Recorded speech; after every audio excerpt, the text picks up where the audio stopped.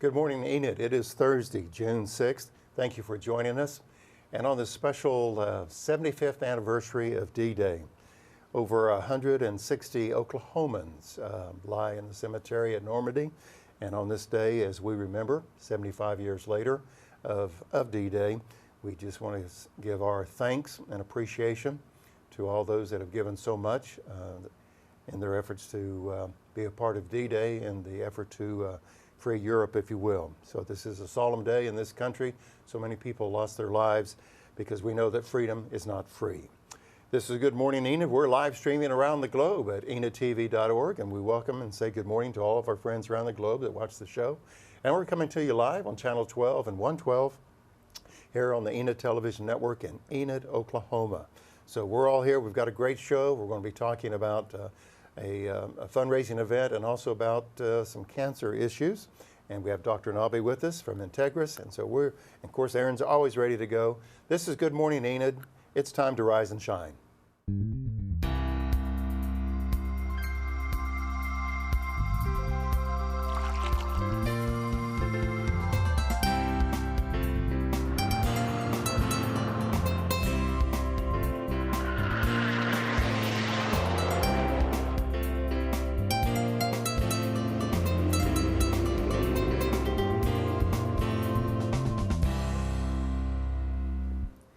Good morning, Enid. Thank you so much for joining us again this morning. I don't know about you, but I am sick of all of this rain. So I'm hoping that the weather today is actually going to be a little bit better than it has been the past couple of days. So let's take a look at that. Current forecast does not look like it's going to be much better. Thunderstorms are likely again today. Currently sitting at about 68 degrees with a high later on today of 79 and a low tonight of 62. The winds don't look too bad, only 2 to 5 miles an hour, but thunderstorming again all day. Well, the thing is June is typically the wettest month in Oklahoma and also in our area. Then what was May? But May was a rainy month, and it typically isn't. So that's why we're thinking, man, are we in London or what? Yeah, It's no raining kidding. all the time.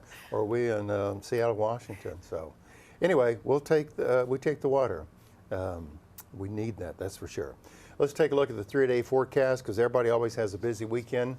There's always soccer. There's always lawn mowing. There's always things to do and events to go to. As you can see, we'll be in the 80s for the next Friday through Sunday, which is typical June temperatures, and the lows in the 50s, 60s. That's not too bad. But as you can see, it looks like Saturday is going to be the swimming pool day with the sun out, where Friday and Sunday we've got a chance of thunderstorms, and even today. So we welcome to Good Morning Enid, our special friend, Dr. Sumbal Nabi. Yes. Pretty close as I could get. Anyway, so Dr. Nabi, thank you for being with us. She's from Integris, and she's part of our show this morning to talk about some cancer issues and also about a fundraising event to help people out. But we're going to put her to work, and we have a segment called Record Temps, Dr. Nabi. So there we go. You're going to tell us how hot it was and how cold it was on this date in history. Okay, so on June 6th, the record high in 1911 was 109 degrees Fahrenheit. Whoa. And the record low in 1998 was 48 degrees Fahrenheit. So quite a startling difference. That's quite strict. Welcome to Oklahoma, as they say. Yep. And speaking of welcome to Oklahoma, tell us a little bit about yourself, where you're from, where you went to medical school. Just a couple of minutes on. Sure, yeah. So I am originally from Pakistan. Okay. I went to medical school in Pakistan and then moved to the U.S. I got married. My husband has been in Oklahoma for a long time. He went to school at OSU, Okay. and then he went to Austin, but he started off in Stillwater. And then he worked for the National Weather Service for a long time. So he is based in Oklahoma. That's what brought me to Oklahoma. Okay. I went to University of Oklahoma for my training in internal medicine. That's and a good then school. It is, yeah, definitely. And then I went to upstate New York, Roswell Park Cancer Institute for my training in oncology, and then moved back to Oklahoma, and then since then have been working in Oklahoma. Now, when you said your husband, the National Weather Service, was that at Norman? Yes, Okay. he worked in Norman Okay. for almost 10 years. Then he wanted to work for himself, so now he's self-employed. Okay, well, welcome to Oklahoma, and we're glad that you're here. We're glad you're on the set for Good Morning Enid. I've always been, of course, I've lived in Oklahoma most of my life, Erin's from the foreign country of Minnesota. Is that right? Yes, that's correct. So she's from the North Country. But I've heard a lot of people would move to Oklahoma because of the weather. Oh. For people who want to study the weather, not because it's Yes, great weather, yes, but to study the yes, weather. yes. They're not here. Definitely. They're not really want to be here when it's 105 degrees or whatever in Right, June, stuff like that. right. Well, No, but again, Oklahoma's home now. I've been here for almost 15 years, so Wow, this is okay. home. very good. Well, we're glad that you're with us on the set this morning. So, if you have any photos of 100-degree temperatures that you want to send us, or even if it's snowing out in June or something, seriously, if there's some graduations, there's some summer parties, birthdays. Dear friend of mine turned 99 years old here recently, and I want to say happy birthday to Mr. Doopy.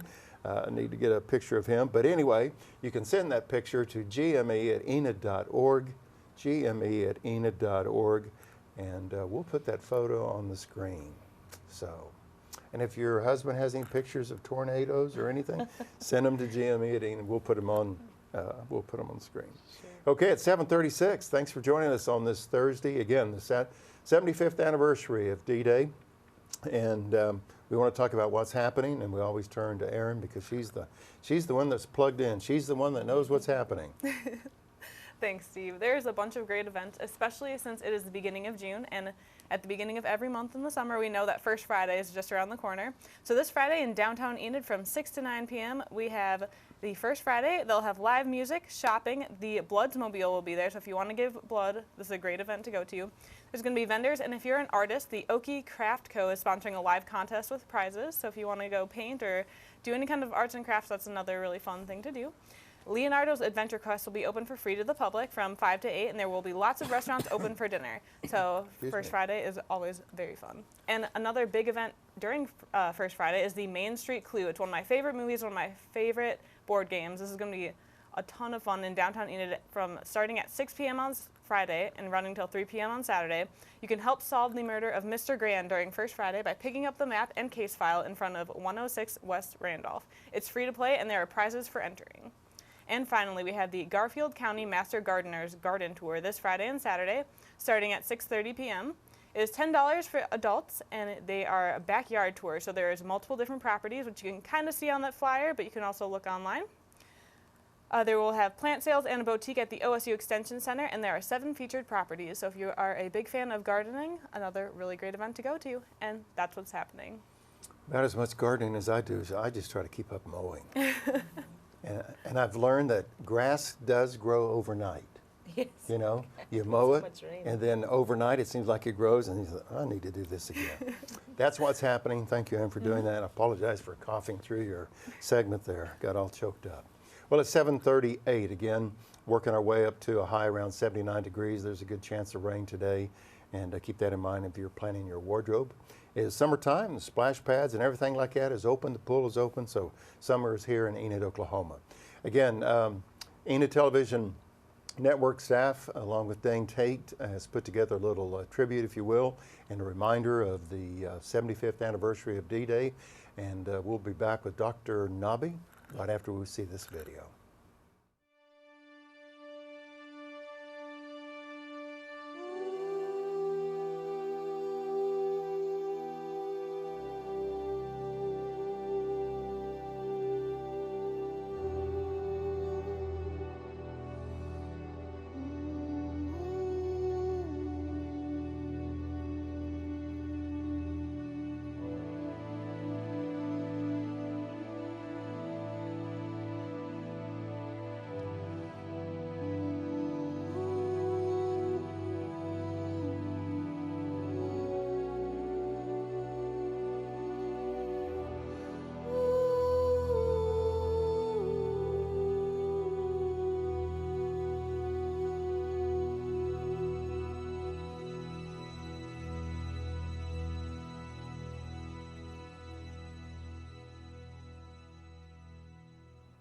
It's always so inspiring to see videos like that and know that our freedom is not free, and it is just touching to see all those people who sacrifice themselves for us. But jumping into cancer now. So you've been in cancer for a while, you've worked in oncology for a while, and a lot of people know a lot about cancer, but they might not know about it on a cellular level. So could you tell us a little bit more about what cancer actually is? Cancer is a disease that basically is a name given to abnormal, out of control growth of cells in the body. Any particular organ can get involved. This happens because we have signals in our body that tell the cells that it's time, that their life is over, they need to die. When those signals are damaged because of some genetic mutations that we may inherit from our parents, or those mutations can happen because of some environmental factors, that signal is off. So the cells, when they're supposed to die, they don't die and they start growing abnormally. And then whichever organ that happens in develops a cancer of that organ. It can develop in solid organs like breast, lung, prostate, or it can develop in the bone marrow and the lymphatics. Then you get blood cancers like leukemias, lymphomas. So pretty much any organ of the body can get involved, but it's basically abnormal, out of control growth of cells of that part of the body. Dr. Nabi, I think you've already answered my question. It was simply, why can you die from cancer? And I guess in layman's terms, you were saying it's just kind of out of control growth of that cell. Right. It's just too much for the body to take. Too much, and then it just invades that particular organ. Okay. Then it can spread through the blood and lymphatics, because the pool of blood and lymphatics is the same that's circulating all over our body. So some few cancer cells, they may break away from the original organ where it started from, travels to other parts, starts growing over there, and then eventually once that organ is taken over by those abnormal cells, the original function of that organ is affected, and that's what eventually leads to failure of that organ and eventually death. Because there's so much of the negative connotation, rightly so, but when you just hear the word cancer, it's almost like the next word with it is death almost. So. Yeah, that's how it has been. Still, since we don't know exactly why it starts, and we still don't have, the cure for it in most cases. Still, just hearing the diagnosis of cancer is almost like a death sentence for most people. But things have come a long way.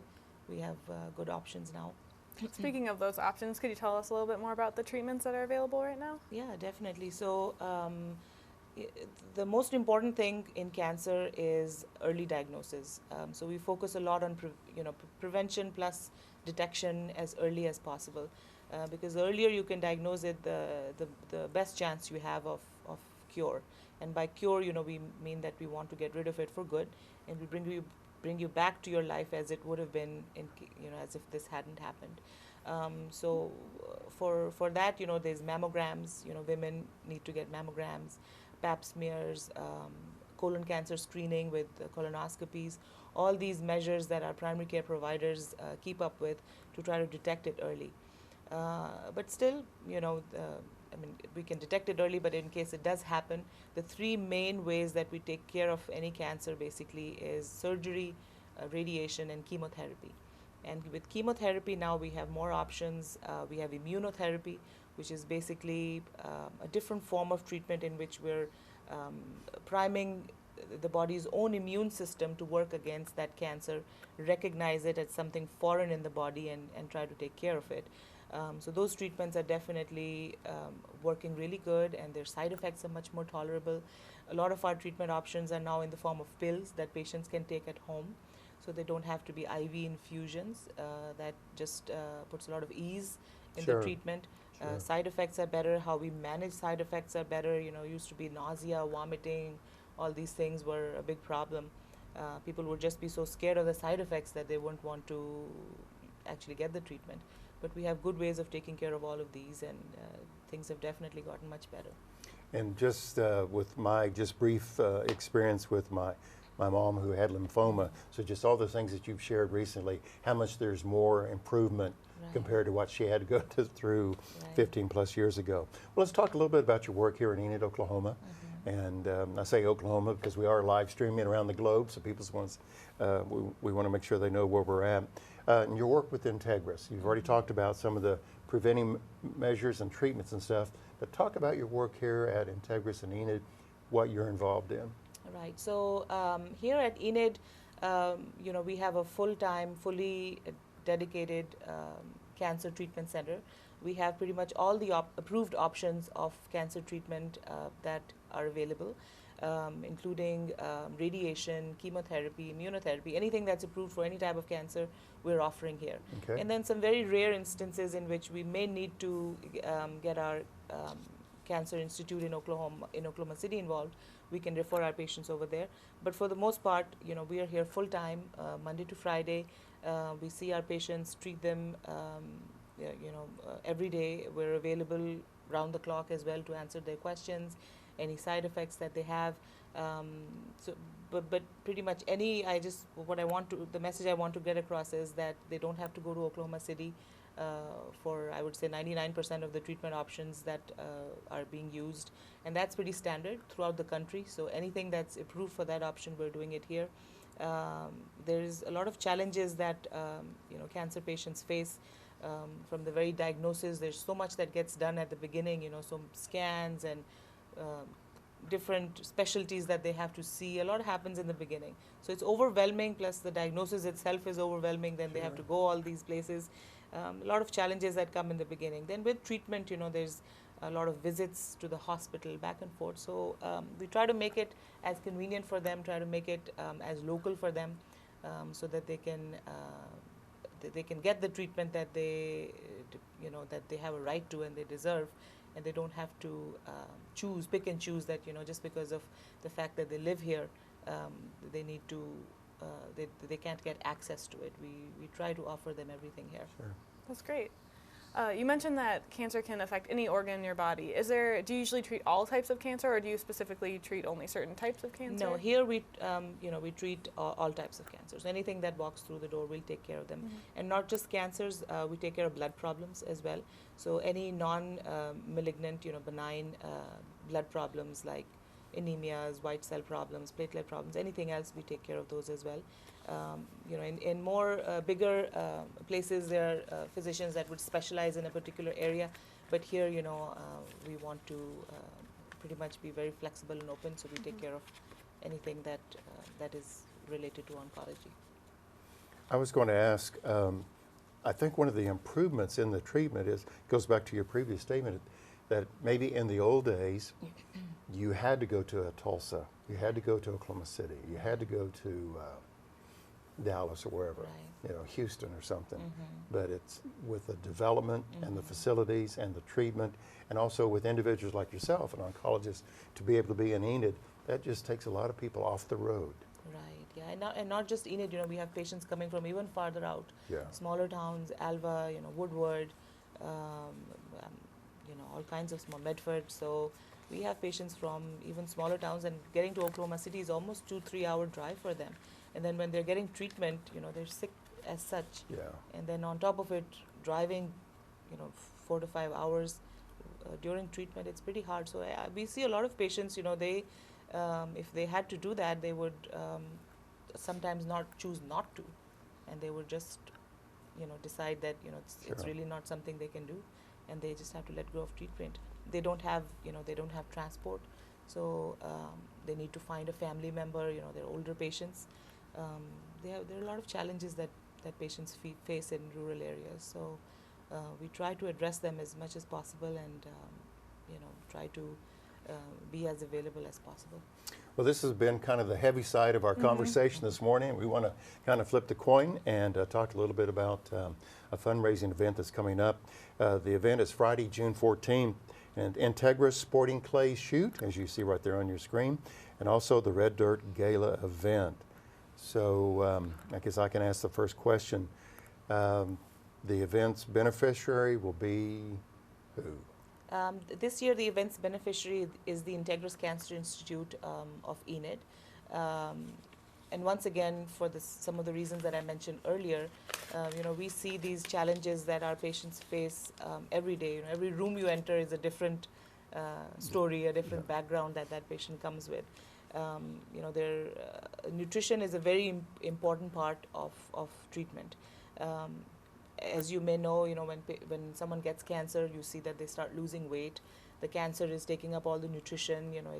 They're just losing weight for no reason. So they're already pretty nutritionally depleted. On top of it, the treatments that we do unfortunately have side effects like nausea. Their taste buds are affected. Their taste is affected. So they're not able to they're tired, they're fatigued, they may not have the energy to get up and make themselves um, a good, healthy, nutritious meal. So what we noticed that a lot of our patients were, losing ground because of poor nutrition, and that was something that was beyond our control, because once they leave the doors of our clinic, what they have to face Right. at home is beyond us. When they're with us, if they're going to be with us for treatment, we usually serve them lunch and we have a snack bar and stuff. But beyond that, we have no control. So this is a program that has been initiated in Oklahoma City. That we're trying to benefit with the gala this year, in which we're gonna try to on the first day of our patients when they come in and they get their first chemotherapy treatment, we're going to give them five packaged healthy nutritious meals that they can just put in the microwave when they get home, and they don't have to worry about cooking. They don't have to worry, at least for that first week of their treatment, about one less thing to worry about. And that way we're trying to go beyond the doors of our clinic, try to reach them at home and try to at least get one less worry off everything else that they have to worry about. And that also ensures us that they will get the right nutrients, the right protein, carbs, fruits, Sure. vegetables, everything that they need, and that will help them not just get through the treatment, plus psychologically give them one less thing to worry about. So that's the program that we're trying to benefit this year. I think that's definitely a very big challenge that we see every day, and I definitely hope that the community is going to help, just like they have helped in the past. Everyone has someone that has been affected Sure. by this. Sure. A lot of us are fortunate, but a lot of us are not that fortunate to have that support system. And this is just one small thing that we're trying to do to help give those unfortunate people that support that will help them get through the treatment. And the event that Dr. Nabi is talking about, again, is set for Friday, June 14th. Integris Sporting Clay Shoot and also the Red Dirt Gala event beneficiary. You see it on your screen, see the key phone numbers and the website. Please reach out because it is a fundraising event. We'll have more with Dr. Nabi in just a few moments, but I think we need to go back and just kind of review what the weather looks like for today, Erin. Yes, we do. And it is going to keep on thunderstorming today. So if you are sick of the rain, it is not stopping anytime soon. It's currently sitting around 68, going to get up to a high of almost 80 later on. But overall, it's going to be another stormy day. Okay, it's 7:52 and our 3-day forecast. We looked at it a little bit earlier, but if you missed it, you can see that the weekend through Sunday, it looks like it's going to be in the mid to, at least mid 80s, and the chance of showers will be on Sunday. But it looks like plenty of time for just fun things. Summer is underway, and especially for yard work. If you're able to stay with us in about 7 minutes from right now, had the opportunity to sit down with State Representative Chad Caldwell from Enid, represents our area, and visited with the representative for about 30 minutes. And so at 8 o'clock this morning, we'll have that conversation. Chad provided us an update on the successes, his opinion of the successes of the recent 2019 legislature, and some of the, not necessarily disappointments, but things that they didn't get done. That's coming up at 8 o'clock this morning. Yes, and now time for one of my favorite sections. Charlotte has a pit lab mix, and if you are a big fan of Pokemon, you might recognize this name. He is named Lucario, so take it away, Charlotte. Lucario.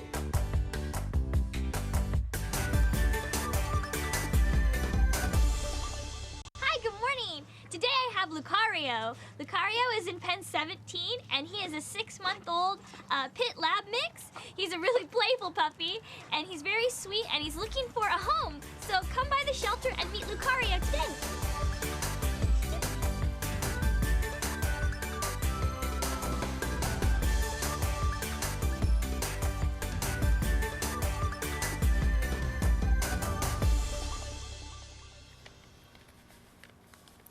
He is such a cute little dog.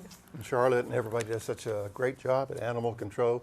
And as we remind everyone, that number is 580-249-4910. And for 5+ years, everyone's been very faithful to adopt pets, and we appreciate that. They need a home, they need a big yard. Cats need a warm bed to share with you or whatever. So there's the number on the screen.